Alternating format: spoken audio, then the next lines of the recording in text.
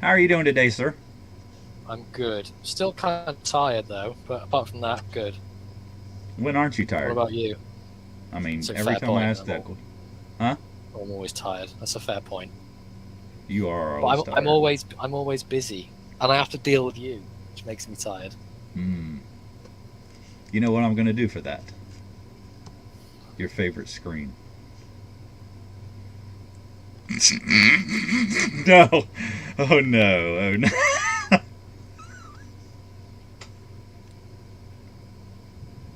We're going to start this show off right, aren't we? We're going to start. We're going to start this show off right well. Hello, everybody. All right, let's do roll call. Who we got in here? So we got 11 viewers so far, correct?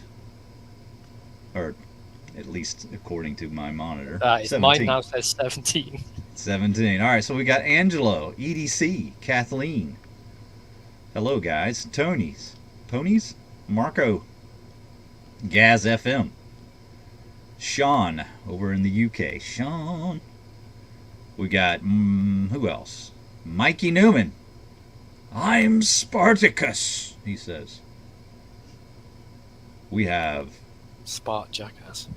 Randy WSG, our wonderful human being of a moderator. Hello, Randy. Welcome to the live, and thank you for doing your moderation, sir. What else we got? We got Gary Lyman. We have Frank Olivo. So welcome all. Splitting Spices. We've got Byron in here. Pepper Dingo. So room's filling up. We got B Shady 22. L Cap Addict. Did I miss anyone? If I did, I'm sorry. It's kind of moving along here as I'm trying to scroll back. It's going down and down. I can't keep up with it. All right. So, what are we talking about today, sir? Our favourite EDC knives. That's right. And I've sort of picked out a selection of what I used to carry, what I carry now, what I've carried the whole time, sort of a mix of everything really. And sort of like a how my carry sort of evolved, well, in knife terms anyway. Like when I first started collecting what I used to carry all the time, and Right. It's pretty rapidly different compared to what I carry now. Yeah, I kind of seen the same thing. I was pulling out the old carries and comparing it to the new, and things just sort of change, don't they, over time? Yeah. You find things that you like. Yeah, things that I really liked at the time when I started collecting. I'm not a huge fan. Well, not even a huge fan of. I just don't like as much, or the stuff I carry now I like more. Yeah. That's pretty much how it goes. It's sort of like a round circle for me. I go through sort of phases of liking certain stuff more, and then maybe the next one's I'm not really a big fan, and go back to something else. But for the big part, the last sort of year and a half, since just before I really started the channel, I've been majorly into carrying traditionals and things like that. But there is a couple of moderns dotted here and there that I do enjoy still. Yeah. Yeah. I still do the modern carry when I want something on a clip, and I've got, enough room in the pockets for everything else that I want to carry as well. But generally when I'm carrying a modern knife, it's with traditional stuff. I don't usually carry, well, rarely ever do I carry just a modern knife by itself. So yeah, I don't really carry a modern knife by itself. It'll normally be with like a prettier traditional, if that makes sense. Something more attractive looking. Yeah. You don't want just whereas if I don't want to beat up a real nice traditional knife now. So the modern knives, you need to supplement the look of them, right? Yes, because the modern knives, it's the way they look rather than the way they function. That's I'm not a massive fan of. They do all look the same. You're gonna crush the hearts of many by saying that, because there's a lot of modern fans, and we have modern fans on our channel, and we're still a fan of modern knives. just don't carry them as much. Not as much. No, like it depends. Like if I'm going to be doing some like work outside or outdoor stuff, I'll take like a harder use modern knife. But my day-to-day carry, I couldn't get by with like a small Stockman or something, or even just a small jackknife. Like I don't need a lot for a normal day. Well, then should we start there then, with showing what modern knives, or traditional moderns, that we carry. I think I've shown this so many times that I just kind of want to get it out of the way. But this is my primary modern knife carry. It's a Ganzo Firebird. And I'd have to look the model number because I don't know it by heart, but it's actually the FB 760, which stands for Firebird 760. Okay, just your gray G10 handles, if it's even that. Maybe they're cheaper plastic. I'm not even familiar with the material, honestly. And we got a 440 blade. All right. There's how much abuse does that get? It never gets clean because I basically just don't care about it. It's one of those you just. Oh, like a ginger stepchild. Yeah, that's kind of the idea of it. Let's see if we can get the model number to pull up here. Let's see if we can get a little closer. Can we see that? Yes, just about. 440C 760. And it's just your Axis lock style knife, right? The rip-off of the Benchmade patent that they lost at some point. And it's just a real simple close. Nothing much to it. Got broken in over time and got those Omega springs that I worked on a little bit. But yeah, it's kind of just dropped shut. So that one, does exactly that one's what you want. does the abuse. It's my I'm gonna go out and hack on some stuff knife. But when I want to be a little more careful, this is my traditional modern. Now this, like, those are the two knives I say I carry with the clip, right? I actually use the clip. And this is the Boker Boston that you bought me. Or you didn't buy it for me. I guess you gifted. You were selling it and you just decided to gift it to me, since I said I was kind of interested in that one. We have just a wonderful slip joint design on that one. It's a beast of a snap on that as well. It's ridiculous. Yeah, a really good pull on it. It's about 8, 7.5, 8, somewhere in there. Yeah, nice clean blade. No nail nicks either. Just a nice sort of pinch open. Yeah, and a very good shape to it. Very comfortable. Can grip on that. Really do some hard work if you wanted to. And I like that little knot you put on there. It's kind of a nice little thick knot. Makes it easy to... it was only the sort of, it's not really used much as a lanyard. It's more the, you can just grab it out of your pocket when you need to. It's a gripper. Yeah. Yeah. Yeah. But yeah, really good action on that one. You can hear that. Like it's dangerous on the close of the snap of it. Like if your fingers are in the way of that, they're getting cut. Yeah. So thanks again to Slipster over there, taking care of this old man. The old Giffer. He's a good dude, that guy over there. Wrong way, but yeah. I know, I was doing it on purpose. But yeah, those are my moderns. So you have a couple of modern ones to show? I've got maybe a few more that I like to use, but some are more... It sort of depends, like, on the day. Like, my first sort of real carry, the first slip joint knife I bought was actually, well, apart from the Climber I've got, was a real steel Luna. I used it for a bit, but the spring was a bit too light for me for what I was doing and what I was in work. Still love it. I love the Luna. But I ended up picking up this, which is a Boker Tech Tool 1. It's the Heine Red edition that I tried to do some sort of dye job on like 3 years ago and pretty much ruined it. But this got absolutely abused when I was working in sort of like a car place, opening boxes, packages, things like that.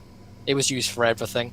It even got dropped, and then the screw decided to snap off the back down here. I'm not entirely sure how that happened, but it's still real functional. There's no blade playing it at all. I think it's, is it 14C, 12C27 steel. Nice drop point blade. But for me now, this is just, if I'm going to go and abuse something, it's going to be this, if I want a slip joint to abuse. But it takes a wicked sharp edge. Yeah. Nice action on it, no half stop. And I've not oiled it, cleaned it for about a year and a half, and it's still smooth as ever. But that's a really good one if you want to get into something that's more like a modern sodbuster sort of style. That sort of drop point blade, or sort of whatever you would call the blade shape. Yeah, I like the shape of that drop point. It's a nice, much like a sawbuster. Yeah, similar handle. It is very comfortable in the hand. So I want to acknowledge another people sort of came in the chat just a bit for a second here. Modern So we got Tyler in here, Tyler Gibson, Jason Beecher. We got Judd back in here. Hello, Judd. How you doing? Smiley, Kirby Creek. So hello, Mo. And I think that's all we've got right now. But we got 32 people in here, so I know there's some others I've missed, or they haven't made a mention in the chat. But I wanted to thank everybody for coming in today. We're going to be covering what we actually carry. That's kind of the topic of the day. So carry on, sir. Sorry to interrupt. Yeah, Mikey's telling me who doesn't maintain a knife for over a year and a half. John, how many times have you maintained that Ganzo? Oh, probably, maybe 3 months ago, maybe. Okay, so I am a total jackass then. That just gets abused and thrown in a drawer. What else have I got here? So another sort of modern slip joint that I do carry quite a bit is this Canset Bevy. Oh, I like that one a lot. I like the aggressive sort of clip on it, and it's that's really it's cool. quite a small knife. It's sort of just about a 4-finger grip for me, but nice sort of blade stock on there as well. Quite a thick spine. It's not a great blade. But it's the spring, the pull is a little weak. I'd say it's like a 5.5. I But- quite like the Boston's there. Yeah. Yeah, but the blade shape, and I love the fuller. Can on you there as tighten well. it up with that pivot? No. You can, but then the action becomes non-existent. It's sort of, you have to make it into like a friction folder. Gotcha. Okay. But yeah, I Yeah, really but enjoy I this do. little thing. Yeah, I like that blade a lot.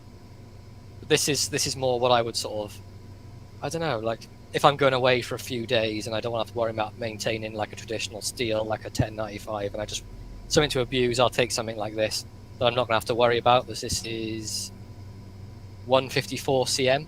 It's a Canset Bevy, another great little slip joint.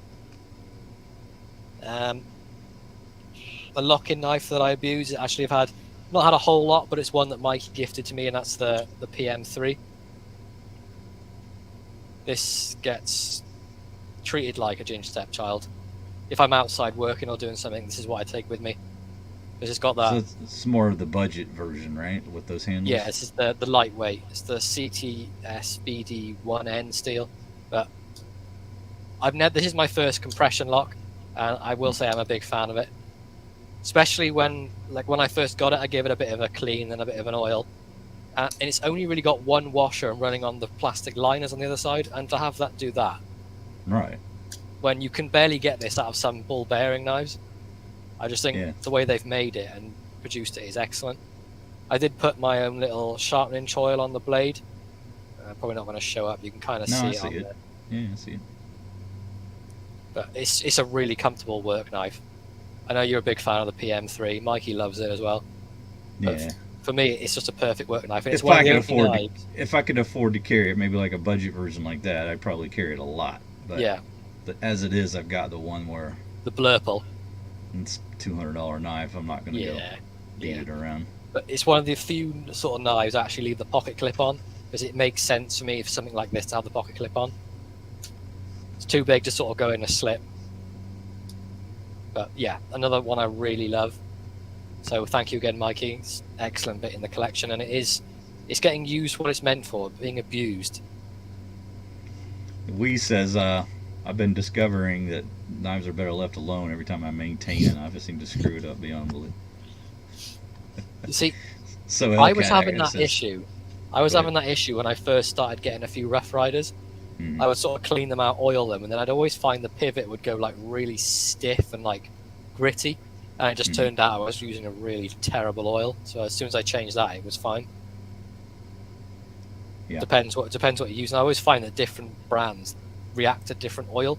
Like Rough Riders, they tend to need like quite light oil, I find. But then some other stuff I put like heavier stuff in. Yeah, that's where that super lube comes in handy, right? Because of you get a heavy coat of that, it kind of seems to penetrate into the metal of the knife, and you Yeah. always can maintain some amount of viscosity there, and Yeah. then just use the lighter oil on top of it. I don't know. There's something to that formula, you know.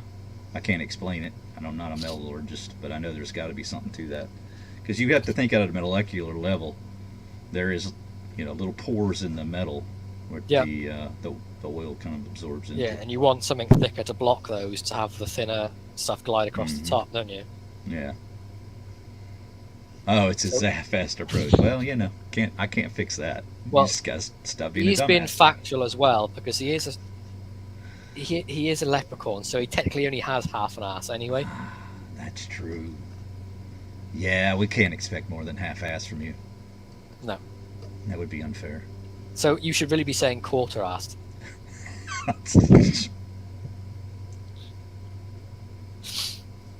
Mikey Newman says soak him in old engine oil for 3 months. Yeah, I don't like the old engine They'd oil. be absolutely stinking. I was Gosh. talking about We that were with just John talking the other about night, that. actually. Yeah.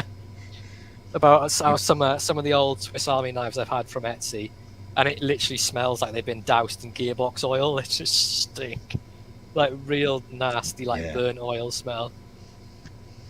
Well, how come you didn't show your best feature when you had the opportunity on the show? Hmm? I'm guessing it's not as good as you say. All right, so what else we got here? We got larger knives. Sure. I kind of broke mine down into like 3 categories of carry, right? Like I had, Yeah. well, 4 actually. The moderns, and the larger pocket knives that I carry, like the primary pocket knife. Then I've got a secondary, and then I've got the 5th pocket. So kind of a primary, Sure. secondary, 5th pocket. And I have just so- put all my knives on a table yeah. in no order whatsoever. Well, maybe you can just grab the one that fits the category then. But when I say that, I usually got my secondary here and my primary here. This is a little larger pocket. So I put that one in there and then the secondary there. So I kind of went through and determined which ones I used for the primary pocket first. And this is kind of what I came up with. So back in the day when the channel just started, I started out with this. It's kind of like a dual brand. It's Skizco or Right Edge, depending on the mother company that you want to talk about. Right Edge being more the brand, and Cisco the mother company. But it's just a pack of wooded lockback design, sort of reminiscent of a Moki, I guess you could say, but much cheaper, obviously. I think this cost maybe $12, but I carried this for a very long time. Sharpened it a lot because it did dull rather quickly. I think it's just 3CR. But it didn't hold up well over time. As you can see, I can show you here. Got quite a bit of blade wobble on it now. Yeah, which you can measure on a So- calendar. You kind of get what you pay for, right? But I did introduce myself to this particular knife style, and I like it a lot. I just still have never bought like a Moki or something like it because they're quite expensive. But really like the styling of this particular knife, and I think someday I'll buy something a little more high end to kind of fill that role. But that's kind of what I started out with. Whoop. And I got to say, I mean, I used the heck out of it. You can see I've sharpened that quite a bit. There's a nice point to it as well. Yeah. So that's kind of my what would you call that? A drop point, I guess. I don't know. Yeah. like a real pointy drop point. That's my really first hardcore use carry there. But real cheap, $12. You guys were interested in the model number. See if I can find that. Yeah, POTSTE. It's not on there. It's not on there, but you can find them on Amazon. I think they're like $11.36 or something like that. But I quickly moved on from that and started carrying sow bellies quite a bit more. And this is just one example. Just one example of many that I've carried. Whenever I want to carry a sow belly, I always seem to work my way back to the Marbles D2. Yeah. I think it's just the longevity of the steel I think I enjoy. Well, that's just a smart decision. Plus, the pulls are ridiculously good on this little knife. Yeah, same with this one. Just you can see the action on this particular one is really good. Yeah. Like the main blade is like about a 7 pull on this, really good. But yeah, if you want to try a sow belly, this could be a good place to start because they're not that much. Now, was more that in your? expensive. Was that in your knives on the table that you were going to show eventually anyway? This, yes. Yeah. Oh, okay. Okay. Yeah, it's real nice aggressive clip point blade on it. There's your But spay. you get the D2 as well. I think are the blades the same? They're going to be pretty much the same, are they not? Yeah, they're pretty much identical. Okay. As the spay on this one. See, this is the kind of spay I can be okay with. There's an actual point on the end of it. Yeah. Pretty darn similar. So it's not all hate on the spay blade. It's only when the spay blade doesn't have a point, which then becomes no point in it. Yeah, well, the point of a spay blade is not to have a point because there's not supposed to puncture. So it's a pointless spay blade. Ideally, I would just have pen blades. Yeah. Yeah, correct. There's your sheep's foot. It's pointless at a spay, but it has a point, which means it's good to have a point. Right. If that makes sense. Basically, we don't want to use a spay blade for a spay blade's use. We want a regular blade. That's you basically want it to be a pen blade, not a junk blade. Yeah. That's where our objection comes in. We don't Thinking want to Toad has arrived. Hello, Tardy Toad. For what it's for.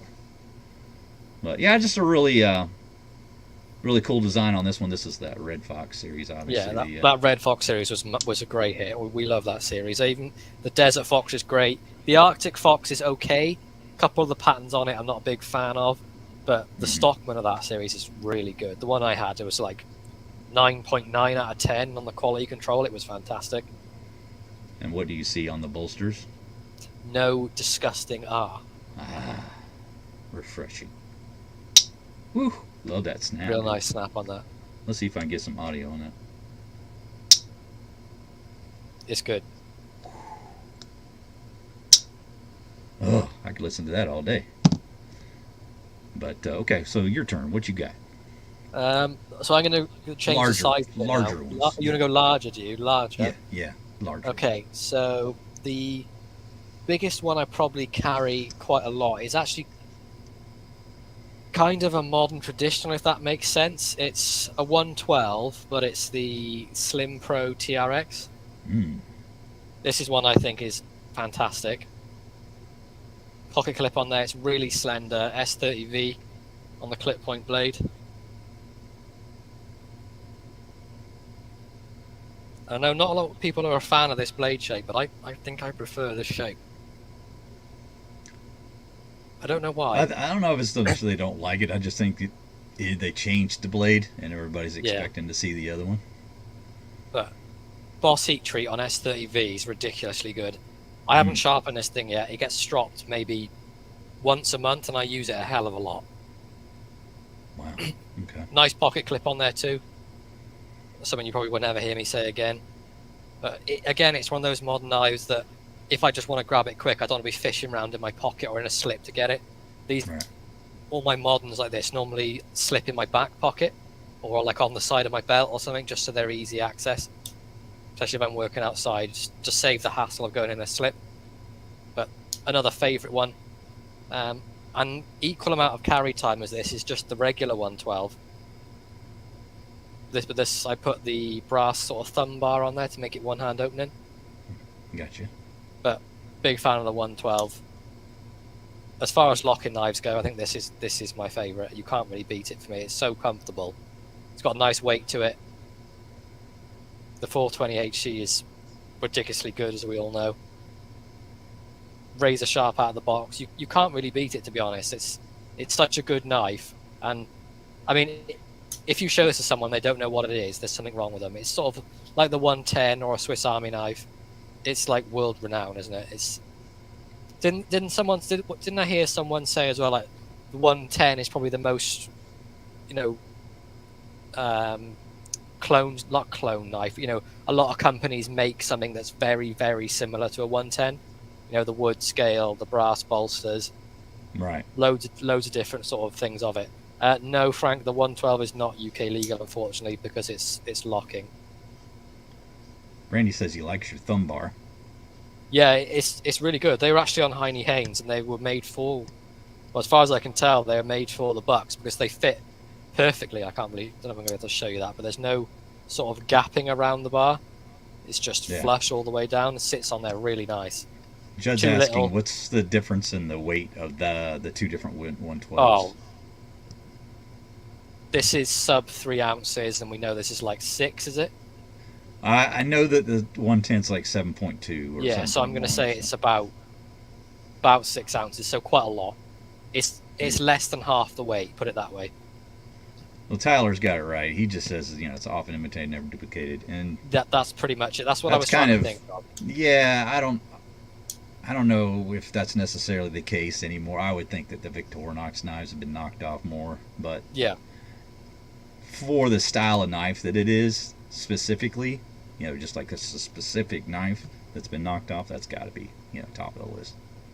Yeah. Here's an example of one of the knockoffs that I carry because it's a pretty good knockoff. So this is another one of my larger carries. This is the LB5 by Uncle Henry. Now this is a much slimmer design. Knockoff, though. Yeah, right. Well, it's got its own purpose, right? It's much slimmer than a 110 and 112. It's a little easier to carry and manage. I still like the sort of the buck style designed, brass bolsters, all wood handle, much like a old 110. Like I said, it's a good knockoff if you're going to have a knockoff. The wood is really nice on that as well. Yeah, right. And very much the same sort of clip point blade that you would get. Not quite as aggressive, a little more elongated along the clip here, whereas the buck's a little shorter and a little dippier. Yeah. What steel did they use on those, the USA ones? No, this is the stainless, so they use the... the Schrade Plus or whatever it is. Yeah, I want to say it was 7CR. So, it'll last you much like a Rough Rider 440AA, something in that vicinity. But again, I only have to really strop this one too. So they did a good job on the heat treat on these particular ones, these American made. It's not just about the steel. It's like if the heat treat's good, I think Buck proved that with a 420 HC. Right. I can't speak to the Chinese ones as much. I don't think they did quite a good job on those, but the American made ones, they did a really good job. The Schrade Plus, I think, did a really good job. So, yeah, and again, just really easy, release. The design of it's super slim, so that that fits in this little pouch nicely, and classy, just a classic style carry. And when you need a lock back, these are pretty damn durable, Yeah, the lock back is my favorite style of lock. I think type of lock. I think. Yeah. It just feels a bit more secure in the hand. Again, for those that didn't catch it, this is the Uncle Henry LB5, American made, older, discontinued knife. All right, what else you got for a larger one? Larger one, that's pretty much it for my lock-in knives. Sort of larger style slip joints, though. I have one of the... I mean, they're all roughly the same sort of size now. I do have... What have we got? Let's go with this one. So this is old-timer 80T USA made. Right. This is one that I got secondary that was already pre-loved. You can see the sheepsfoot blade has had a battering. It's sort of curved up at the end. Yeah. But I bought it because I wanted one so bad, and I actually managed to pick up a new old stock as well. So now this one has just become sort of just use and abuse. Yeah. Like the back springs have gone nearly black with how much I use it. Blades all patinaed up. All right, so we got a question for you, bud. Go on. Byron's asked how your trip to New Zealand was. Before you answer, Fantastic. though, we've got a recommendation for Judd to carry the 55, seeing as how it's half the size of the 110. So that makes a lot of sense. Yeah, trip to New Good Zealand recommendation there, Mikey. I was think you're excellent. on to something there. 100% the best place I've ever visited. I've done my fair share of travel, but yeah, it was so good. It's hard to describe. They don't sort of do things like by a certain time. They go off what they call island time, which is sort of like it'll be done when it's done. It's just so laid back there. My brother actually lives there, and he's having the time of his life, and I'm very jealous of him because it's just so good. Really relaxed. No one causes you any grief. It's quiet. It's pretty much the ideal place. But yeah, it was really good. I want to go back. How was the wine? I don't actually drink, Frank, so I wouldn't know. Yeah. Frank has made a great recommendation here of the Rat 1. Now, I have one of these, and both the sizes. You get the Rat 1 and 2. Rat 2 a little smaller than the 1. These are super durable knives, super affordable.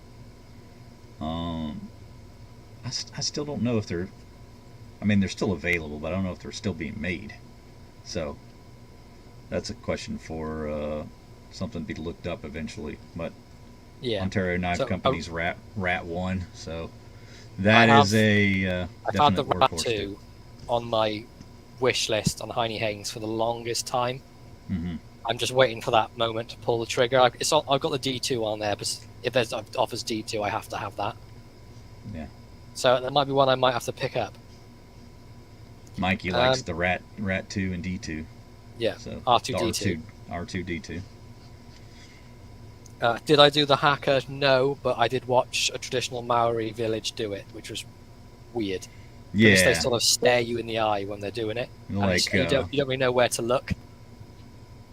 You're like, you don't need to do it in my general direction. Yeah, do it over there. Just do the dance as it's intended, but you don't need to stare me down. Yeah. Did you piss your pants? No, I did not. You did the other thing instead. Yeah. But back to the knives, John. Not more about me crapping myself. Okay. This thing is by far, I think, my favourite Stockman, if not my favourite traditional knife. I'm not even entirely sure why. I just think it's the all three blades together. I love the saw cut Delrin. These American-made ones were always put together so well, and even after all these years, it still has loads of snap. It's been used by someone else, so there's history to it as well. But as a larger sort of slip joint, this is one of the sort of larger ones I would like to carry. I do have slightly bigger ones that I do carry, but this is the normal max size I would go for, because it's in that sweet spot for the UK, really, where you've got the UK legal blade. Right. Well, what about you? What have you got for a larger one? So, a couple more. This one, maybe not considered a Barlow, but close to a Barlow shape. And this is the Whaler. It's more of a rope knife. And this is one I got just because it was the same year as my birth, so it's old as I am, which is ancient. So, just 1871. Sheep's foot design here. Yeah, so this is the Case Whaler. And I always forget the pattern number, but... Is it like 05 or something? I think it's the 031. I could be wrong about that, but it's the smaller of the two Whalers, if you know those pattern numbers. And yeah, it's kind of beat up. Yeah, You can I see the really blades like that one. not. If I can find one of those, I'll be pulling the trigger. Yeah, the blade's a little, you know, it's had its sharpening where you can see it's a little curved. Got a little bit of a recurve to it now. Yeah, But almost looks like someone's didn't. used a pull-through sharpener on it. I could have straightened it out, but why take all that metal off just to get it straight? I figured it would just be better off where it was. Yeah, especially as it's going to be a user knife for you. It doesn't really matter that much, does it? No. And you know, you can see the wear on the handle there. But just some beautiful, you know, like you know how wood feels when it's been handled a lot. Yeah, you get Just this crazy smooth feel to like it. the hand oils go into it. It goes really sort of soft and smooth. Mm-hmm. And that's, you know, was already, that was all done for me. I didn't have to accomplish that. There you go, the brass liners, and that you talking about the blackening of the carbon blade, or, Yeah. you know, spring. Similar to what I was saying about the old timer, it's just pre-loved. It's just something about an older knife. It just it speaks to you more than it does than just a modern knife. Pinned on shield there. I don't know if you can make out the little pins Yeah, on you can the just edges about there. see the pins on the edges. Yeah. Such a really cool carry. Nice and slender. Again, that fits into that profile for the little pouch. So that's just a really fun carry too. Another one, and this one was really kind of a surprise, like how much I ended up carrying it. This is the Brother 1511. Now, I'm not like a massive fan of always having like a modern style handle material, but it does make it very durable, so you can carry this, you know, without a whole lot of concern for messing it up. Got the blue underliners on it too, kind of give it a little splash of color, which makes it kind of neat. But I just always found this blade to be super useful, and it's got a really good action on it. Yeah, it's like a really nice gentleman's knife, that as well, and it's sort of what, you know, like a nice suit dropper. Mm-hmm. But you can see the action on this is quite good. The Brother knives have always had ridiculously good action for what you pay for them. Got that, was it bird's eye pivot on there as well? Bird's eye pivot, yeah. Little shield there, hot dog shield, roller pin shield. So yeah, Brother 1511. Like that one a lot. Carry that one quite a bit. And one thing I do like about that one as well is the blade to handle ratio. Oh yes. Like the blade fits the handle really well. 100%. Let's look at that full open. All right. So you get a lot of handle there to work with. So it's still slender enough, and just a really smartly designed knife. I like it. You even got a lanyard hole if you wanted it. Don't really use it, but it's not so obnoxiously large that it's annoying either. You know, a lot of them are. Yeah, they only really bother me when they're huge or they're just pointlessly tiny that you can't get paracord through it. All right. I'll go once more. Go on. Of course, this was one of the top knives for last year. Oh, I just carried that one yesterday. Loved that thing. And of course, I have to be a little more gentle with the bone handles. But this knife's just so phenomenal. I love the design of it. I love the look of it.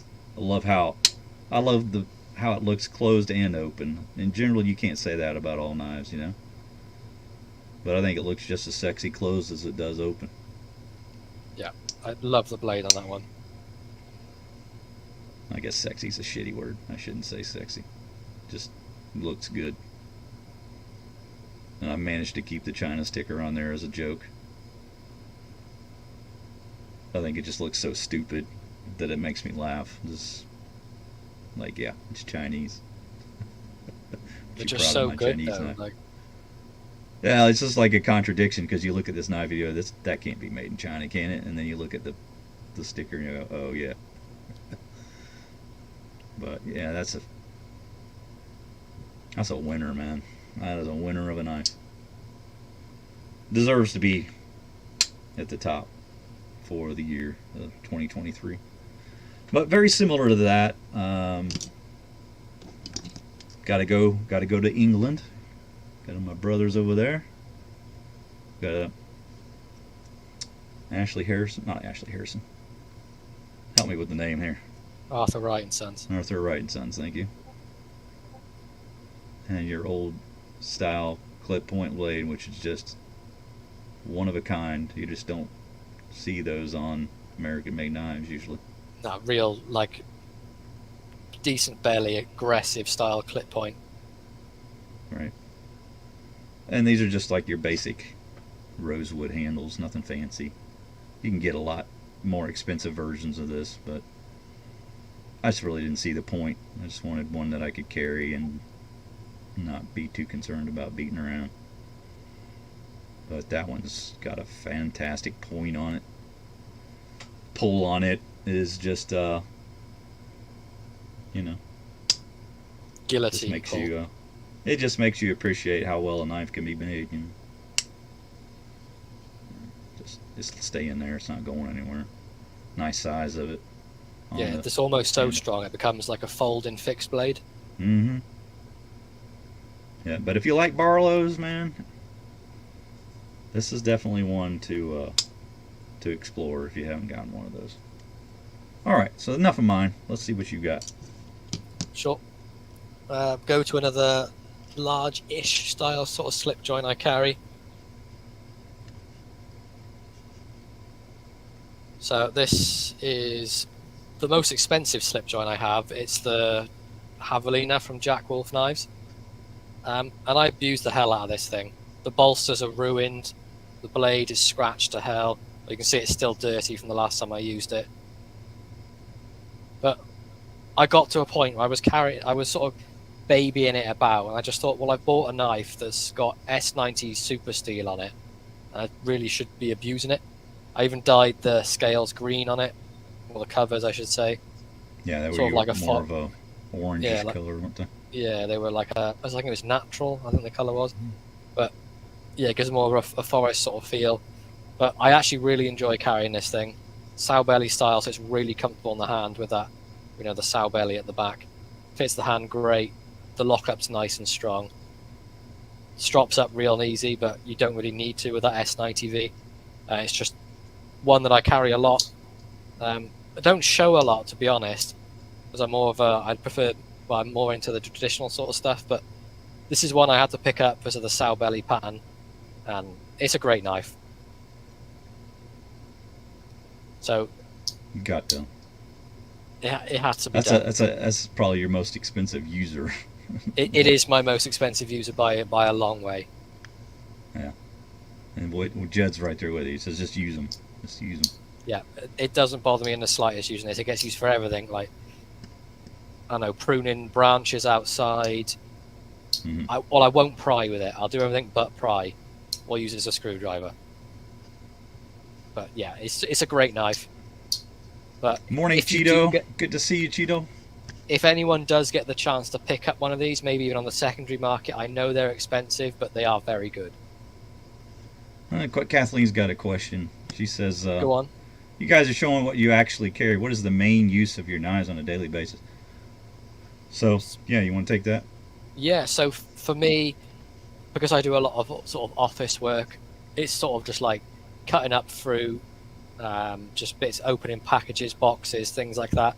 Nothing too strenuous, which is why I tend to go for the more traditional things, because I haven't got to worry about if I'm going to use them too hard. So that's the main things I sort of use them for. What about you, John? Are you similar or slightly different? Well, it just kind of depends. Like, I'm in the kind of process of doing a lot of stuff with my comic books right now. So yeah. I've been cutting like the tape on the back of them to open them up. Of course, always having packages coming in, whether it be for my wife or myself. So box opening. Those are like the daily things that you'll see me use it for all the time.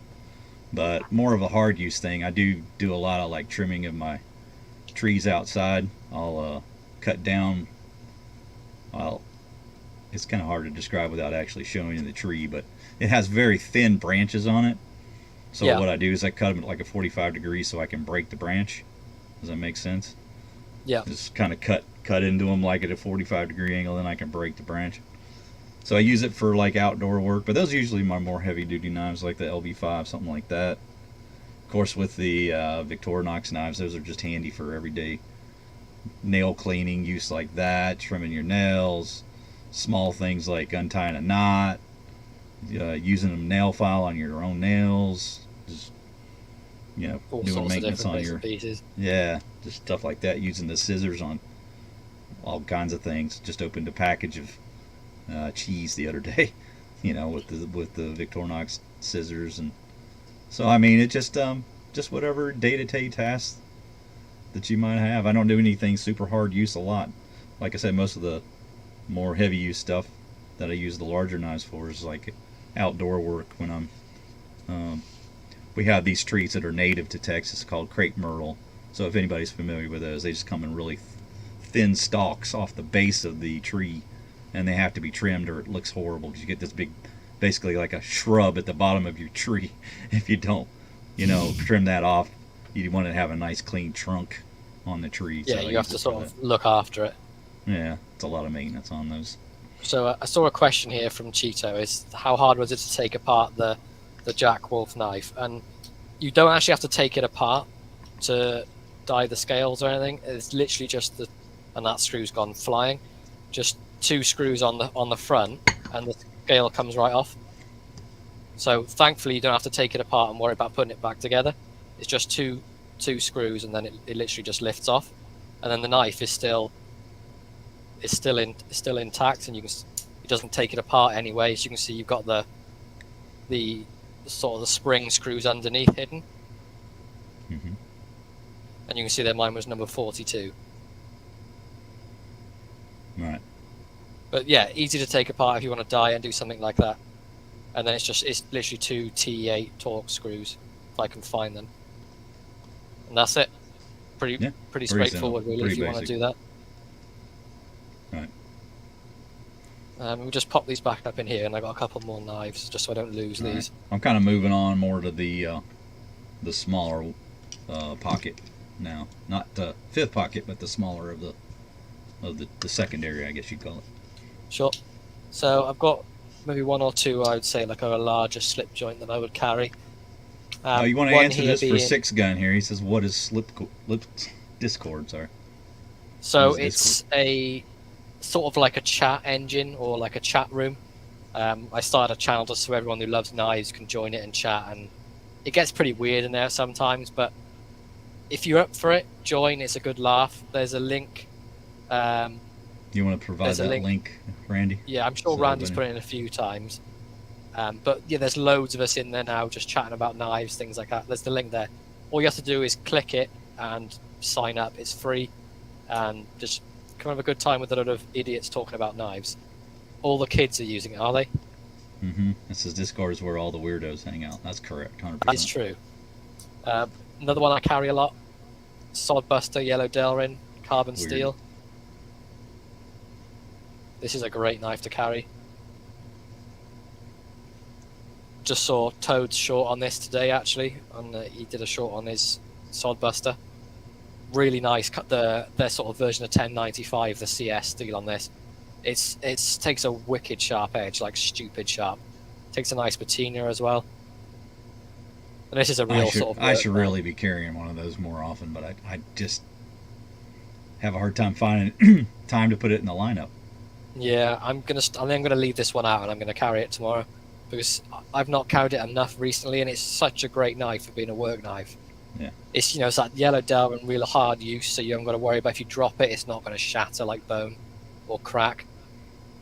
It's just I might even just throw my It's just really Imperial good. in there in the old rotating roll.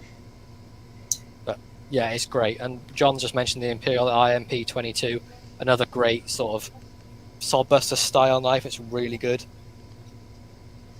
This is more about the Discord here. We are a group of enablers on Discord, so don't go there looking for support to save money, because you will not. That's No, 100% no, you'd be told to accurate. buy it. And I guess one more. I got one more of the larger style ones I like to carry. It's the Appaloosa Coke bottle. Really enjoy carrying this one. It's a great knife. 440 steel. You've got a really nice clip point, and then is it like a coping blade, isn't it? The secondary.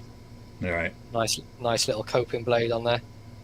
But the pulls on this and the build quality on this particular one is fantastic. That really nice bone.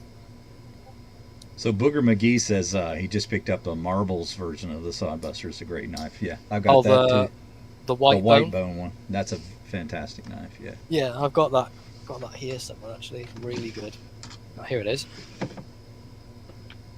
The Marbles white bone sour belly. It's for the price. I think it's like £15 here in the UK. It's ridiculous value for what you're getting. Really nice white smooth bone on there as well. Quite a heavy grind on this particular one, but still razor sharp out of the box. Really good work knife. So another one that's great if you want to get into the Sodbuster sort of pattern. 100%. Has a half stop on it. Real nice action. Yeah, it's a great one.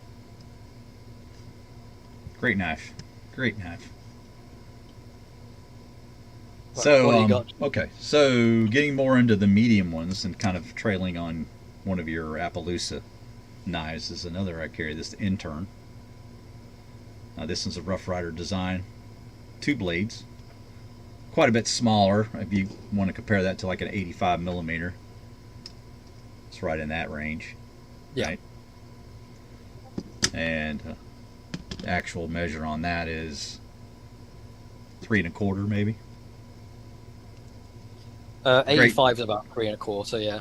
Yeah, but got the kind of a little weird secondary blade, a little smaller, but it's really good Yeah, for whittling, that sort of thing. It's like a mini Warncliffe kind of, isn't it?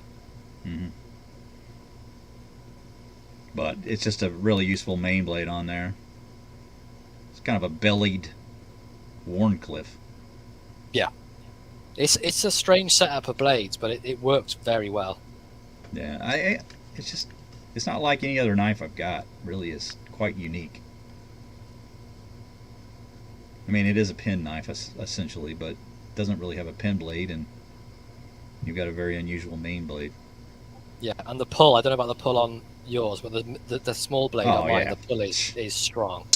Yeah. Well, it's such a small blade, you don't have a lot of leverage to open it. That's a lot of it. Get back to that physics lessons that I gave one time, remember? The fulcrum point, the amount of leverage that you have makes it easier to open the blades when they're larger, right? But because of the short blades, they're always going to be a little harder to pull. And some I've actually had a couple of people complain that they're too much for them, and they don't like using the knife because of it. But I have pretty strong nails, I think, compared to some people. I know other people always complain about breaking their nails. I very rarely break my nails. Literally in the last week, broken both my thumbnails. Okay, so there you have it. I don't know. I guess that's some other people's problem. It's not one of mine. It's not a John problem. It's not a John problem. No. Why do I keep going to that stupid? There we go. Yeah. Okay. So let's do one more, and then I'll go back to you. Actually, 2 more. So we start getting into the old timers with these smaller knives, and so I've got 2 that I carry a lot. The 34 OT, which is this one, 3-blade USA, design. or is that the Chinese? USA made, this one. Mm-hmm. Always the USA made ones that I carry. There's just so much easy. Yeah, they're just a little bit better, and like the older styled handles on them, with the little more smooth, refined sides and top and bottoms to them. The Chinese ones are more squared off. These are just a little more comfortable in the hand. It's got that sort of hand finishing to them, isn't it? Yeah, and the blades being carbon and just take on that beautiful patina. It's hard to go wrong with these, man. You did such a fantastic job showing that 8OT earlier. Yeah. And I don't know what it is, but I seem to kind of gravitate towards the smaller ones more. Not that I don't like the 802, because I think it's a fantastic knife, but I think for carry, just for whatever reason, I always end up going to these smaller Stockman style old timers. With the serpentine style handles, I think there's my favorite styling. So that's the 34 OT, and then you have the jackknife, which is the 33 OT, just the 2 blades. Yeah, That's the one I picked up, wasn't it? That's absolutely ruined. Remember the one with the blade Oh, that's basically like yeah. a toad sticker blade? Yeah, you know, it was well loved. And there's what it looked like. This one's pretty well Yeah, it's nice. maintained. It's pretty much complete. But you got the little pen blades that are just fantastic on these. Yeah, I love the Old little pen timers. blades on the old timers. And they're terrific. Great snap to them. Just fantastic action. Feel great in the hand. Those carbon blades patina so nicely. Okay, I guess we'll show one more. Now this one's a little bit of a curveball. It's not one that I don't think I've really showed it much, but sleeve board design. This is the Whittler. Not a pattern I carry a ton, but this is one that I use. And I really like the blades on this. This is pretty much the reason why I carry it.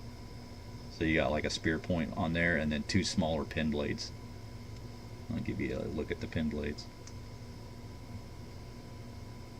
Kind of a fat-bellied little pin Nice. blade. And there's two of those, and this one's they're identical. So basically, you have three spears on one Yeah. knife. And is that bones tag on there? Is it? Yeah, and it's just a sleeve board pattern. But the action, because of that double spring design on the main blade, It's a real nice strong pull. oh yeah, just a lovely pull on it. I mean, just doing that, took pretty much all my strength with my finger there. Yeah, it's a But, nice one. The sleeve board's a really cool pan, It's just and the it's one split that's spring is so unique the way they've done it. yeah.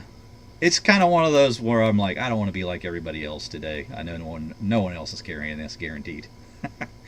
Because you just don't see people carrying Whittler all that often. I don't know of anybody that carries it as an EDC. So, Yeah, you know all for a right. fact no one else. Sorry, has that was unique. that one. was three. I didn't mean to show three. I was going to just throw two, but there you go. So your turn, Slippy. What you got? All right. So some of my sort of that one's quite small. What else have we got? I'm trying not to do all my Swiss Army knives in one bulk, so I think I'll show one or two now. So this was my first ever knife. This is the Climber. This one got carried for about 10 years straight without me having any other knives. Disappeared. There we go. Sorry The about blade that. is sharpened to hell. I wasn't the best at sharpening back then, so it's not great, but it's sharp now. Probably one of the all-time classics from Victorinox with the tools you have on this. You have the two blades, the standard opening layer, which is the cap lifter and the tin opener, and then you get the scissors in the middle as well, which are great. And this is pretty much everything you're going to need on a day-to-day basis, or any sort of real thing I'm ever going to need. It's a really good one. It's a 91mm, so they're medium sort of style knife, I'd say. Like now they've got the they've got the 109, 111s, and 130. I'd say it's more of a medium size now. The 91, Right. but that's a favourite of mine. I've carried. That's definitely my most carried knife ever. So I had so much carry time over that sort of decade period. Another one I carry a lot as well is a compact, and this is actually a custom one by Dan at Bladebridge Customs. All that's really changed is the brass liners and the corkscrew got replaced with the Phillips screwdriver. So you got his logo on there. Right. And this knife is actually Judd's fault why I have it, because I remember him showing a golfer he had with the brass liners, and I immediately had to have one. So Judd, this is your fault. Yeah, Byron's giving him a warning. He says, don't fall in the crack, get vacuumed up with the popcorn. And then we have a quote from Caesar here.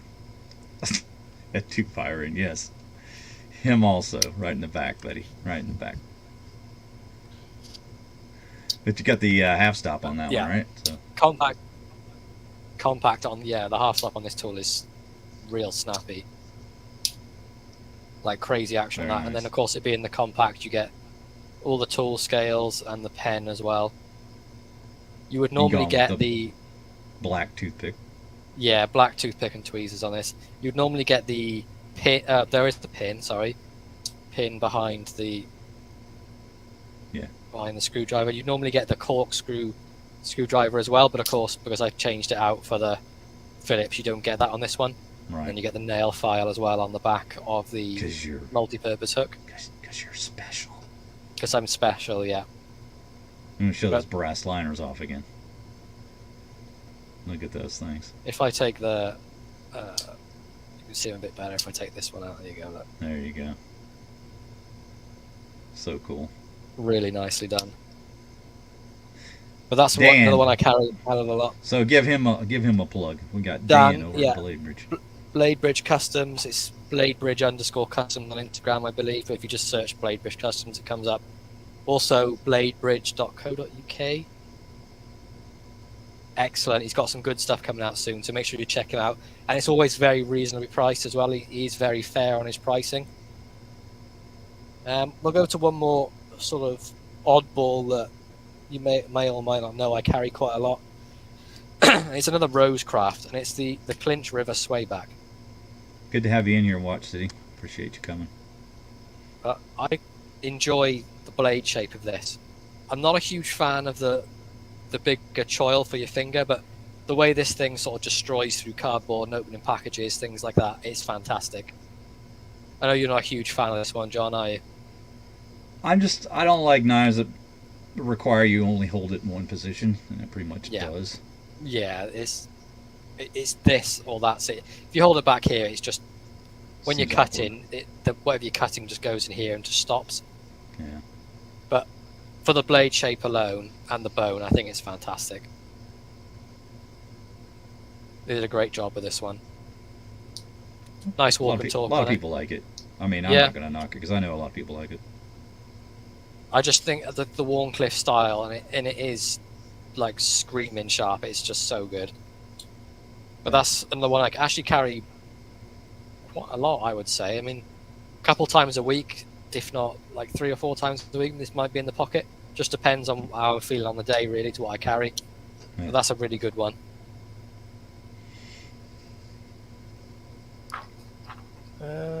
What else should we have a look at?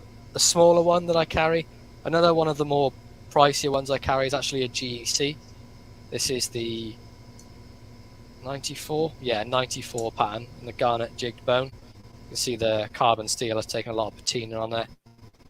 Yeah, it's a fantastic knife. Yeah. But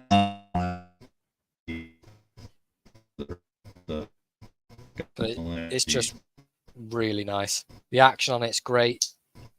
Perfectly centered as you'd expect a GEC to be. Back springs flush. And for this little knife, it can take the abuse.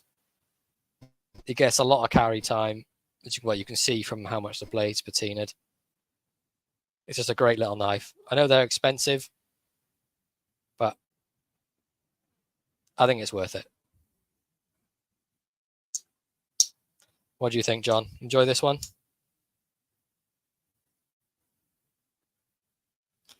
I think we may have lost John. Oh, no, here you are. There it is. Yeah, I was lagging a little bit there. But that was the knife I was saying it was comparative to. There you go. Yeah.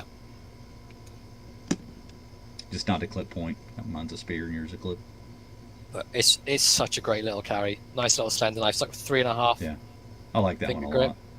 Yeah. Yep. What have you got for a smaller one?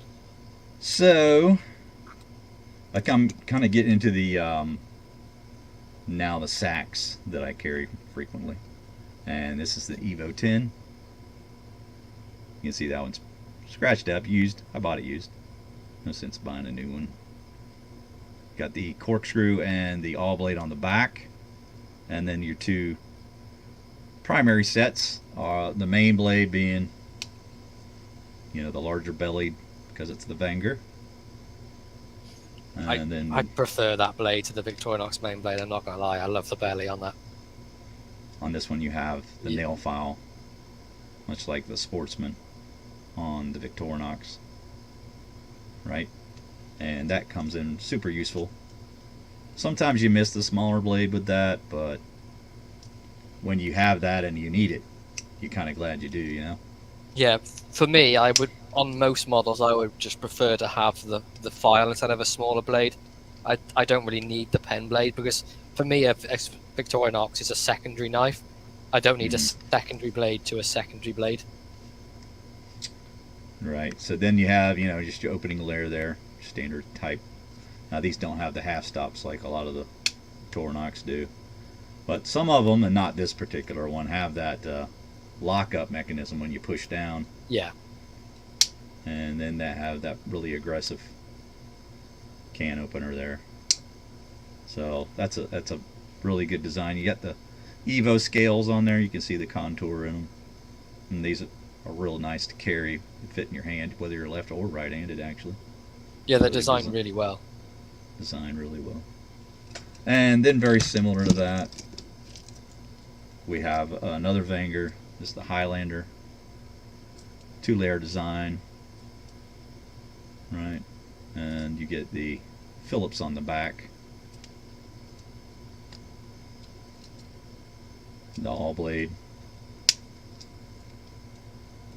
Got the notch for the all blade on that one, actually. You see the little notch. And this one's just like a straight style all blade. Quite a bit different from your Victorinox one. Opening there, just like the Evo 10 had. And then your secondary blade again is the file. So, yeah, I like that one a lot as well. A little cleaner. I think this was a little larger file actually on this one. So, yeah, that is your Highlander. And then you get into the Victorinox, and I've got a lot of favorites, but the slender ones with no back scales, you got the they're good. I like those. Yeah, the Bantam's just a very simple 2-bladed one. Yeah, it's not that the ones with a corkscrew are uncomfortable. It's just without that, and it's flush at the back, like the A-Loxes are. That just makes them so comfortable in the hand. And this is smart. You got the combi blade over here, much like your one you just showed. No half stop on it. Just, or is there? Maybe there is. Yeah, there is. And then just your primary blade. But that's a nice slender one. Single layer, I guess. That's a single layer design. And then you get the 2-layer design with no scale or no tools on the back. And this is your Recruit.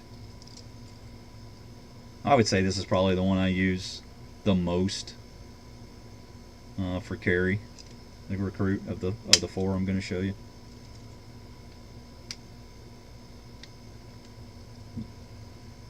Again, there's the little pin blade that you find not to be quite so useful, but there's times for it.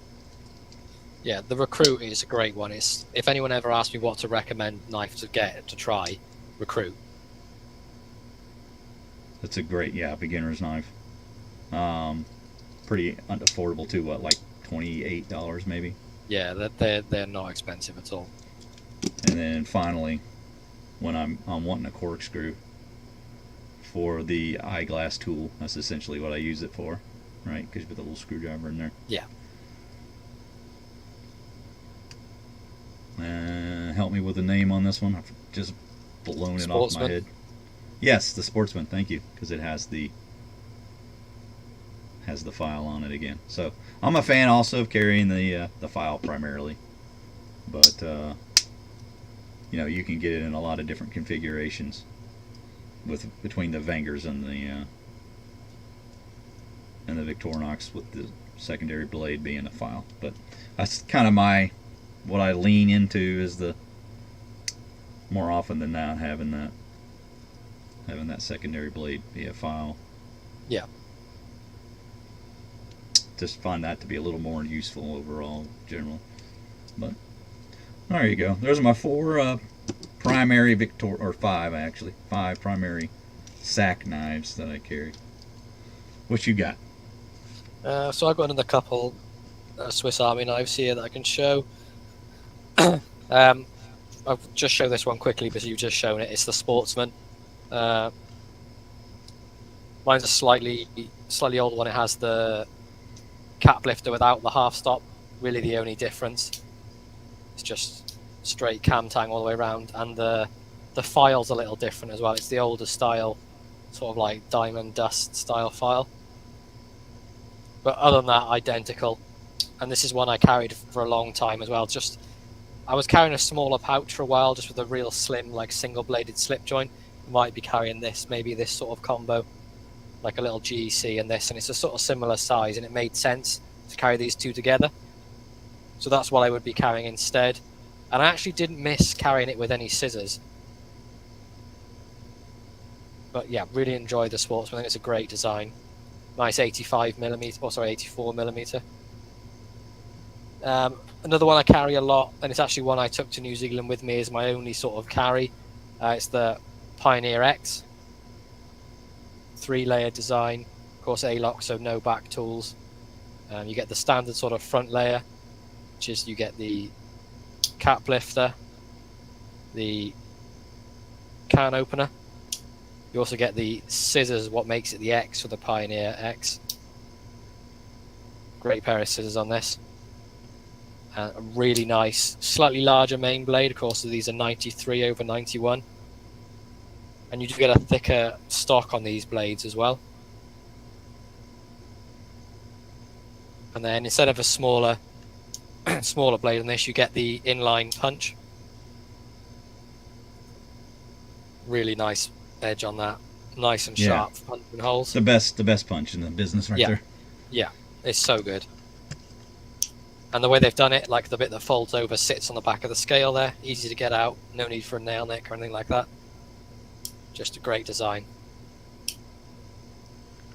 So that's a good favourite one of mine. Excuse me. Pioneer X is great. And one I've had for a while, I still carry quite a lot. I was actually talking about it with Tony in the Discord yesterday. It's the new companion, the 91mm companion. Now, this did have the New York Live to Explore scales on it, but I want to carry it more. I didn't want to ruin those, so I did swap it out for some Micarta scales, just to sort of keep those nice, because it's limited edition at the end of the day. It'll probably go, and I don't want to lose those. And then this, of course, comes instead of the tin opener, you get the new package tool.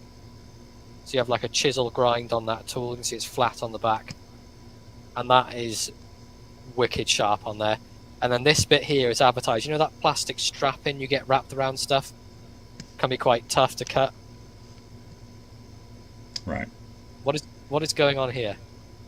We had to show Judd what the Keebler tree was. So it's that. It's the Keebler logo here, and he's the guy that makes the cookies, and he lives in a tree. So that looks exactly like Judd.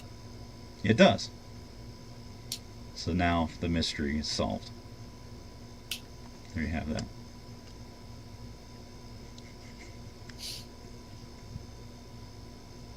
Judd, it does look identical to you, I'm not going to lie.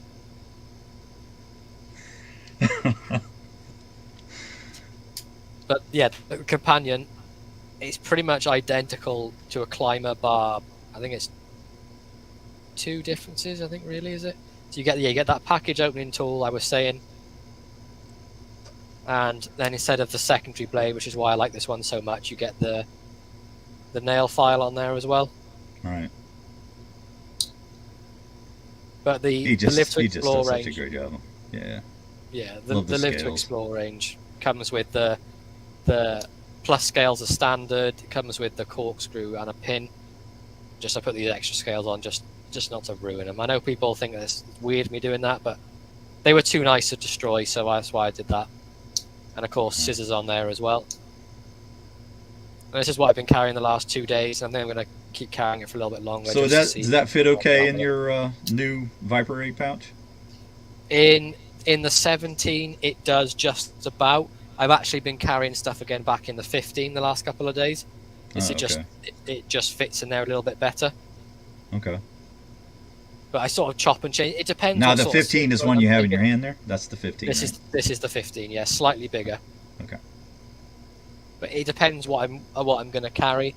If I'm going to carry like a smaller slip joint like this, that would fit fine in the other one, but of course you can see that's way too small to be going in there. So you've got more room in the 15, but the zipper is a little more annoying on The it. zipper's a little bit more annoying on the back, yeah. So Okay. you're making that sort of compromise between the Little two. compromises between. But yeah, I got you. the companion, if you get a chance to pick one up, I really would recommend it. It's great. What else have I got here? I've got 2 more Rosecrafts that I carry a lot that I've not shown. You want to see those? Sure. So, got the Jesse's favourite. Doesn't gunslinger. Savage Creek gun. So I can see it's still dirty on the blade. This one gets a lot of pocket time. Awesome. Stronger tender for me for sort of like knife of the year this year. Yeah, for 24. Yeah, I'm waiting to see about the Nola Chucky, but I think it may be this for me because it's got a clip point, but we'll have to see. But this is really good. Like the pull on it's great. D2 steel, action's fantastic. But that's a really good one. That gets a lot of carry time, and of course as Roadcraft, the build quality is crazy good. Love it. And then another one I've been carrying a lot recently since I've been back from New Zealand actually is the Lusahatchi Jack. Right. Really been and while we're that. on the topic of Rosecraft, let me mention that tomorrow the Nola Chucky Jack is going to be released. So if you guys are interested in the Nola Chucky, that was the one we have the avatar of our last week's show on. And it's sort of the more traditional jackknife, single-bladed jackknife. That's supposed to be out tomorrow. I think it's going to be around $62, $63, $65, somewhere in there. So, yeah, it should be around that sort of price range. Yep. Looking forward to that. What have you got for sort of fifth pocket / keychain? Well, one last larger knife that I have kind of hesitated to show because I'm so tired of showing it. So we'll just quickly go over that. Can I guess what 50TH. The old timer 50TH, I carry this a ton. I think between this and that Rite Aid that I showed earlier, this was probably my 2 most carried knives. I know, very boring. We're all kind of tired of seeing it. But again, it's got sort of that drop point blade. I think this is kind of why I don't miss the sod buster or carry it as much, because this blade sort of does what it does. And I'm so boring right now that someone's not even paying attention. I am paying attention. I'm checking Jesse's picture that he sent me. Would you like to see his food? Yeah, let's see the picture. Let's not look at this 50TH another time on the channel. Hold on here, let me blow you up. Can I turn it sideways so we can actually see? What Swiss Army knife have you got there, Jesse? Is it a Spartan or is it the Sportsman? Oh, okay. Yeah, we're eating a little breakfast this morning, huh? Eating breakfast. Okay. What's to say? Don't be tired showing that knife. Great knife. Yeah, well, you know, I just don't want to be repetitive. It is a fantastic knife. Don't get me wrong. I love it. D2 blade. Love it. That's why I carry it. But, okay, let's get into the fifth pocket knives. So, one of my favorite all-time fifth pocket knives is the Junior, I always forget the model number, 1080T. And it's just... Is that like a little Stockman or is it like a little pen knife? It's a little Stockman. Nice. Look at the patina on it blade. Can I talk like an Alabama guy for a moment? Go on. Look at the painters on this blade here. I love it. Love this blade and this knife. It's my do-all small task knife. There's nothing it can't do on a small task, right? Love them painters. It's nice. This is what I was saying about earlier. I love the older knives, especially when they've been like loved and used previously. Yeah.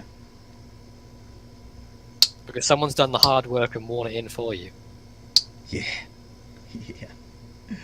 They darkened up the cabin.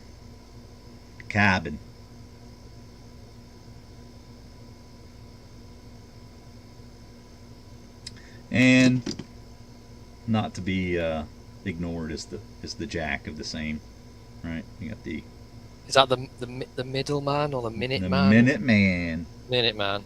You should know that one. You should be quite familiar with that. Pass. It's not what your ex-girlfriend said. Shut up. So we got the Minute Man. This is the 10. What is that? 40T, right? Yeah, 104OT. That's a great one as well. Fantastic little fifth pocket carry. So two great little old timers. Again, those old timers in that Stockman pattern are some of my favorites. Another one very similar to that. Got a little boker. Oh, that's a cool little knife. Yeah, and the spacing on that. I mean, don't ever tell me you have to have blade rub. Yeah, especially It when it can be doesn't have made to be. like that. If you can make them like that, the spacing on that is perfect. Great little boker with Delrin, jig Delrin. That one's been cleaned up really nicely. It's barely been used before me. Is that the So- pony stock? Yeah, the pony stock, little boker. Fantastic. It reminds me so much of like a old timer. I think that's why I like it. You know, it's made so similarly. Oh, it's got so much snap on that sheepsfoot blade. I have a hard time getting it open. There you go. That's nice. Try not to have the glare in you guys' eyes. But yeah, that's a great little fifth pocket carry too. Just do-all little knife. And then when you want something a little more rugged, I carry this little cub block back. Oh yeah. And does have the R bolster, but who cares? For a little abuser knife though, it's just fine, doesn't matter. Yeah, you get a nice little drop point on it. Good place to put your finger. So this is my, you got your Rosecraft with the choil. This is my version. My little mini one. But that's a great, little cub block backs are great for heavier use, but small size. Kind of great combination for that sort of thing. And I can't go anywhere without my keys and this on them. I use this on my keychain.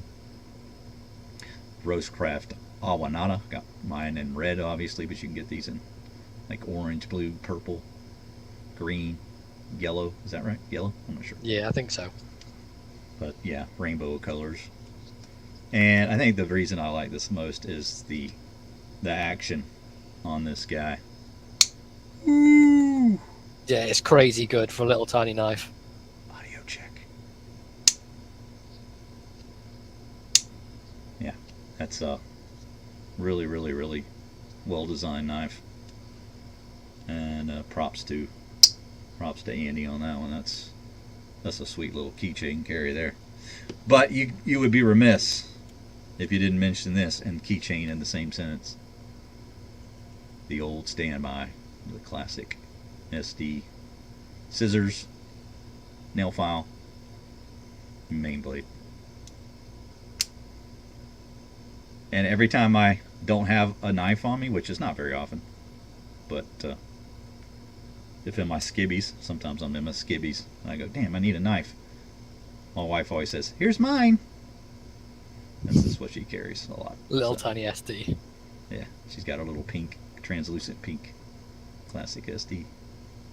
But there's mine when I have it on my keychain. But anymore, I've been carrying the Awanada a little more, so I don't have my scissors. I kind of miss them sometimes.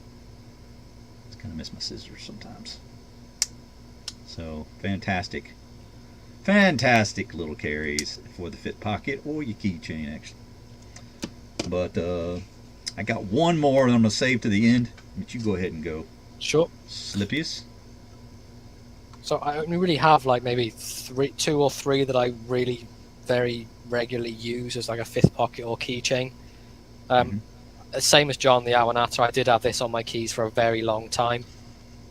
Currently now it's a fifth pocket. I put a little pull tab on it to make it easier to take out. But I like it for the same reason as John. The walk and talk on it is stupid good for what it is. Nice little D2 sort of Warncliffe style blade, or sheepsfoot style blade, I should say. Great, and with this little tab on it as well, just give you a bit of extra room to sort of choke up on the handle or sort of grip it. but that's fantastic. Before I took, or after I took off my keys, I sort of replaced that back to a mini champ in the ALOX.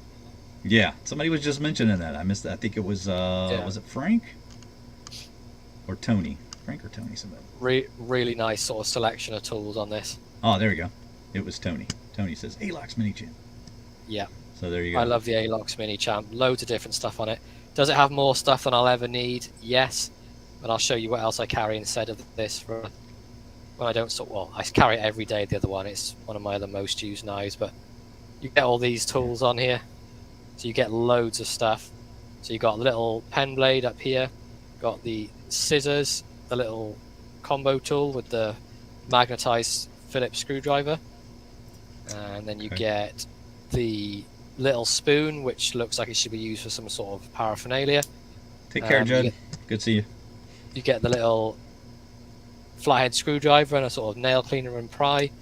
You get the nail file, this orange peeler, which is also great for opening clamshell packages with this point here, and then what they call a letter opener, but really is just a little Warncliffe blade. But that's fantastic. I love this little thing. It's really great. I'm glad I put it back on my keys. I've really been enjoying carrying that. Yeah, you always seem to miss certain things when you don't have. Yeah. And then when I switched the All-One-Out, I was like, yeah, kind of missed that a little bit, but the All-One-Out is great too. The All-One-Out is really good. But I tend to have my car keys separate from my house keys just because the car key is so bulky. Ah, okay. So you get to have another keychain then. Yeah, so on that I've just got like a little brass bead. Mm-hmm. And then this is the Rambler, and I replaced with sort of green scales. And you can see how ruined they are already. These are only about maybe 2 months old, these scales, and this is the amount that gets used and battered around. But this is sort of what I would say is what I like to carry. It's sort of like a compact mini champ, really, for all the tools you get on there. Mm-hmm. So you get the little pen blade, and what I like about this is it's the other end to the key ring. Because if you notice with the SD, it's the key ring side. Right. So you can actually use it a bit easier rather than having the key dangling down here. Right. You get the combo tool on there as well. You get the nail file and nail cleaner, and then of course the scissors on there too. And then with it being the Celador model, you also get the toothpick and tweezers, which I've got these in black. That's cool. Nice color combo. Yeah, but this one is in my pocket every day, no matter what. Apart from the climber. That's a purse knife. It is a purse knife, that's correct. Mm-hmm. Slippy has a purse. It's what I like. Yeah. We don't judge. Yeah. It's very, very much recommended. Have they ever made an ALOX Rambler? The orange peeler is awesome, by the way. Thanks. Yeah, it's really good. Leafy Wiggy, leave it with me. I will look real quick, but I'm sure they have, and it's just incredibly rare. Booger traded his ALOX mini champ for a Midnight Manager.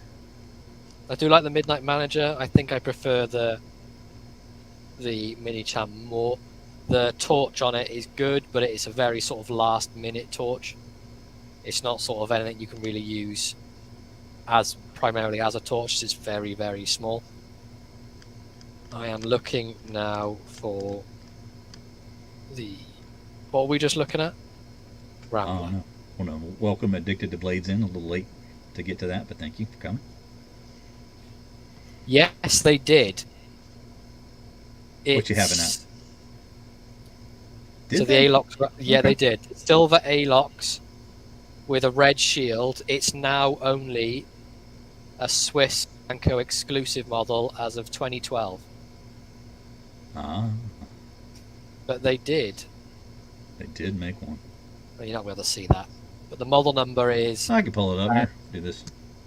Maybe they can let me see see it if I from can there. turn it around, make it a bit easier. Yeah, it's small print. It's pretty tiny. Silver ALOX with standard red shield, Swiss Banco exclusive since 2012, and the model number is 0.6361.26. So there's my next thing I'm going to try and find. I never listened to Ex-Girlfriends. I wouldn't either. Yeah, you must be behind, Jesse. We talked about that about half an hour ago. But that's pretty much it for Jason. everything I sort of regularly carry. What was the one thing What you was said the final you had? one here? Yeah. So this one's not a frequent carry. This is more for jeans and winter time because carrying that in like athletic shorts is not a fun task. But this is the GAO slip made for the elephant toe, and this is the mule series, and it's a very ambitious carry for someone who likes lighter knives generally. But It is a big, big boy. it is a big beefy boy, and I like it so much now more than I ever used to because you know why? Patty hates this knife. I like it more because of that. Yeah, he's not a big fan of the secondary blade on it.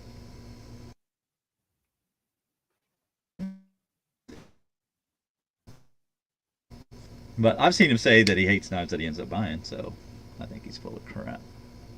Mikey, I have an Alox Rambler, I think. Mikey, if you have one, I will buy it from you. Yeah, nice. Alox Rambler. I don't know how I What are did you that. doing, John? There's some lag going on over here. But you got this big beefy Rough Rider boy. This is the elephant toe. Got the custom slip for it, so I carry that occasionally when I'm in the mood for something a little larger, a little more durable. Yeah, I do like the elephant toe or sunfish, whichever you prefer to call it. It's just a little bit of a big knife for me to carry. Yeah, they aren't light. I mean, inside the slip, we can get a measure here. Inside the slip, they're 6.8 ounces, so it's almost like carrying a 110 at that point. Yeah, they're big boys. But yeah, that's our everyday carries. I could see myself rotating a lot more of this stuff out and going with other things. I've got a lot to choose from. More Victorinox, more old timers, more case knives, more Rosecraft knives. So for me, I always look at what I should carry, and I just think, and I just want to carry that again. I just enjoy that. I really need to start rotating more of my knives in. Yeah, but this is something you get kind of comfortable with something. You know what to expect from it, and it's like, I don't want to be in that situation where I wish I had done something different. So when you find stuff you like, you end up kind of carrying it a lot. Yeah. But Toad likes his sunfish. Because I have a sunfish. I love it. It's a great knife. Yeah, it's real durable. I mean, there's nothing hard task you can't do with that knife.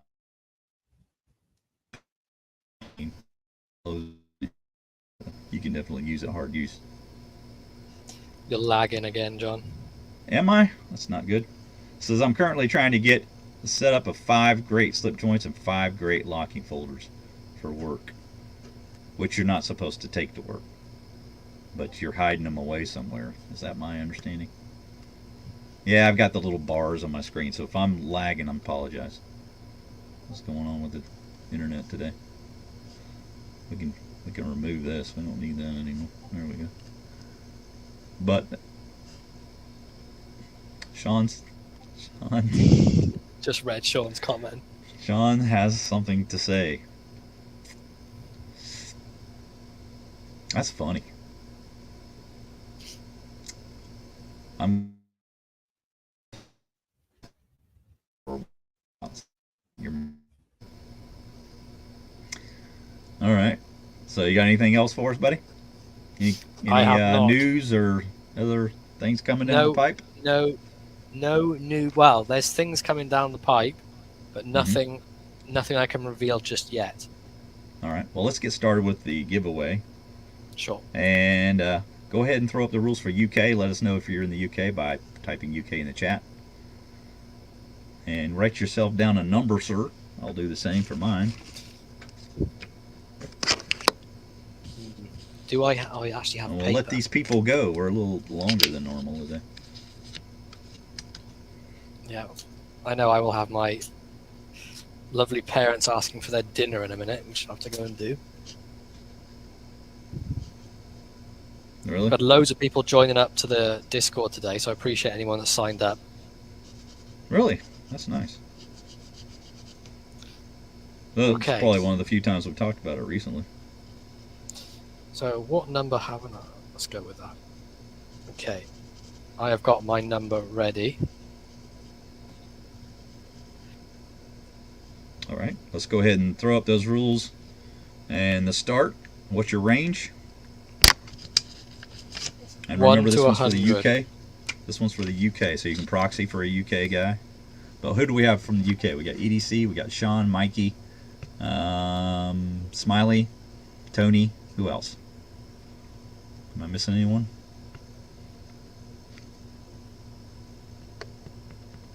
Can't remember. It's hard to remember. Sean's. Oh, Midknife's in UK as well. Midknife Crisis is as well. Tony's Ponies. Mm-hmm. So you okay, I'm going to watch the numbers and see. You went 1 to 100? See if I can get it on the way. 1 to 100, yeah. All right. Yeah.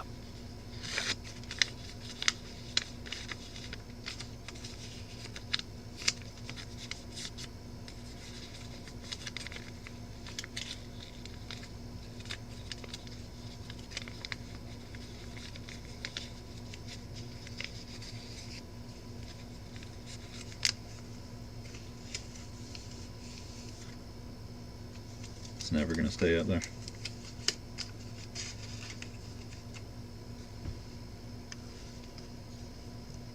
We'll have that for another sort of 10-15 seconds, Randy, and then we'll go with the stop. Shut her down. Yeah. Well, I had a lot of fun with today's episode because it's not something that I don't think we've ever really talked a whole lot about. No, I never normally get out all the things I usually carry and just looking at them all. It's just some of them are so different. Yeah, a lot of the times we're just talking about new stuff we've gotten, and or just by brand or something like that. But it's kind of all over the place. One I forgot to show. Actually, two. I don't know how I skipped these, but the little smaller Barlow. Oh, the little Barlow. Rough Rider. Yeah. Yeah, that's another great little fifth pocket carry, single bladed, and yeah, just got the little clip point. So that's another great one. Super good pull on this one, and great little clip point on it. Also, a smaller lockback. And one I didn't pull out. I actually forgot. There's this one, and then there's the cowfish. You'll remember from Brother. Now, this is the white bone. Yeah, it's got white bone, and this is the what do they call this? I've forgotten, but it's the Boker. It's a little Boker lockback. Fantastic little drop point on that. So this is sort of like a mini 50TH. Is it part of the Magnum series? Yeah, Boker Magnum. I can't remember what it's called though. There's a name for it. Maybe somebody can help me with the name of it. I honestly don't know. Yeah, it's a great little budget. Boker. It's not real expensive. It's under $25, I'm guessing. So yeah, just got the little rosewood style handles on it. Real dark. But great little lockback knife.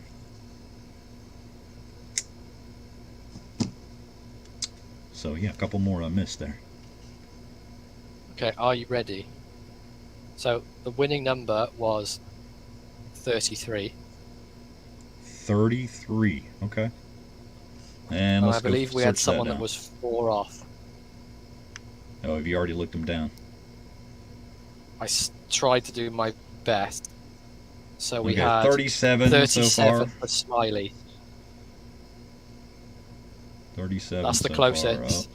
Yeah, that's all I've got. Pedro, unfortunately, you were after the stop. Yeah, you were after the stop. Yeah, so it's 37 for Smiley. So, Randy, if you want to pop my email address in the chat box and pop it up, and I will get 2 spins on the way for Smiley.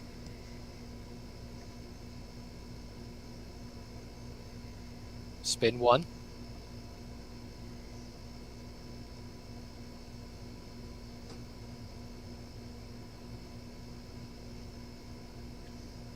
Great win straight away. Victorinox Super Tinker. Fantastic. Congrats, Smiley. You get one more spin. So that was donated by Sean. So thank you very much, Sean. Thank you, Sean. And Very then generous second of you, sir.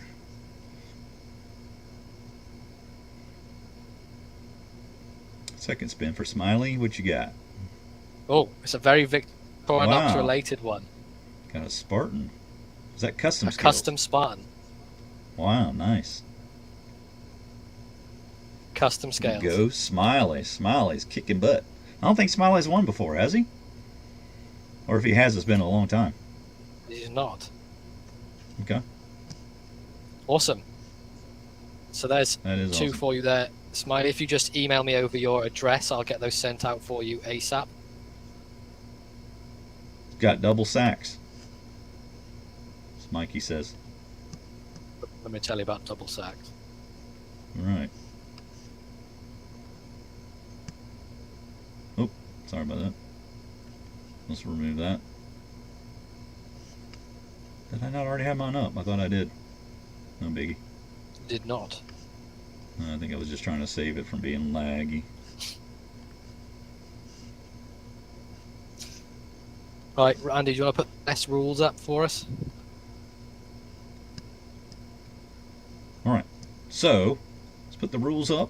The range is going to be from 300 to 400. And you can proxy for a USA guy if you're in the UK. Range 300 to 400. Go. Start. Start. Yeah, and don't proxy Randy. He doesn't want anybody to proxy for him. He says right here. Says no proxies. Do me. Do me, please. Do me, please. Randy, we love your rush typing. I'll do your Randy. Just come on over. I'll do you real good.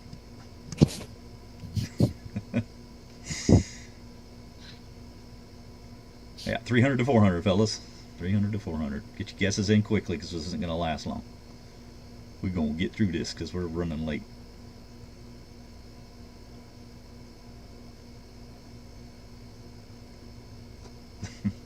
Jesse's having fun with that one.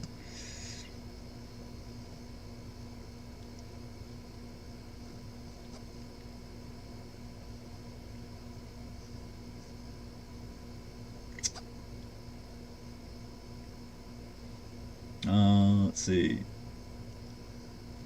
What's in a name? Merced says. All right, 10 more seconds, guys. 10. Get your numbers in. 9, 8, 7, 6, 5, 4. We've got a guess from Slippy. Guess what number it is. Fantastic. 3, 2, 1. All right, stop, Randy. And the winning number over here. Jeez Louise. This is so weird. All right. The winning number is 346. So let's try to find that. Okay, so right off the bat, there's a 347, which is Horsehead Bookends. I've got 344 for Kathleen, Midnight Crisis.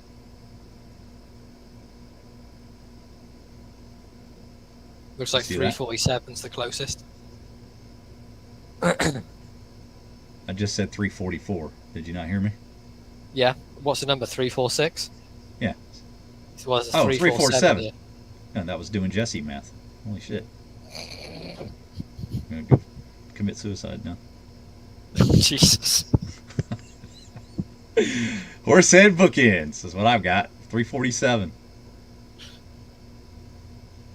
Yeah, that's the same for me. Horsehead. Yeah, horsehead bookends. Fantastic. Ninjafish was just off after the stop. Somehow got 2 away. Yeah, you got to get your guess in before the stop signs, bro.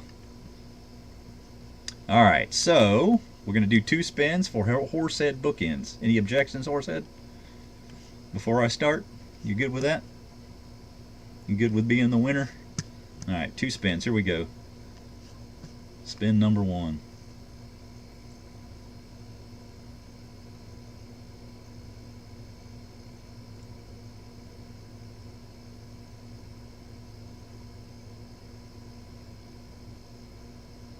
Okay, what do we got here?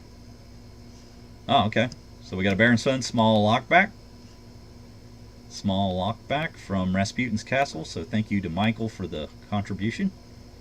And congratulations to Horsehead for winning that little guy.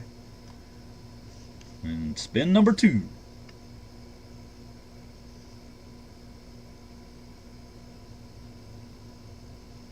Yeah, I shut off the wheel noise this time. Yeah, they're so annoying. They lag like crazy. Yeah.